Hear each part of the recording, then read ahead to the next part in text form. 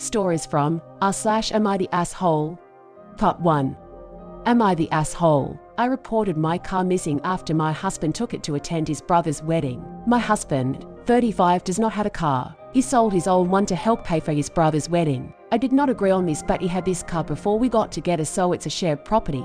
Besides that, I have my own car, so that did not affect me till my husband started complaining about having to commute to work and hang up places. He tried to get me to let him drive my car several times, but I stood firm and put a boundary, making him understand that my car will never be driven by him. One of the reasons why is because of how bad his driving is. His brother lies out of town. My husband asked if he could drive my car to the wedding, but I refused. But not because I'm not invited, another story for another day, but because, like I said, my car is off limits. He threw a fit, calling me unreasonable to let him take public transportation because he can barely stand it for 10 minutes, let alone hours. I said it wasn't my problem, which irritated him but made him stop arguing about it. The day that he was supposed to travel out of town, I woke at 10 a.m. and couldn't find my car key. I went outside and couldn't find my car either. I was beyond pissed. I called him, and like I expected, he took it and was on his way to the other town. I lost it and told him I gave him no permission to take it for a whole 5 days and said that if he won't turn around with it and come home, then I'd call the cops and report it missing.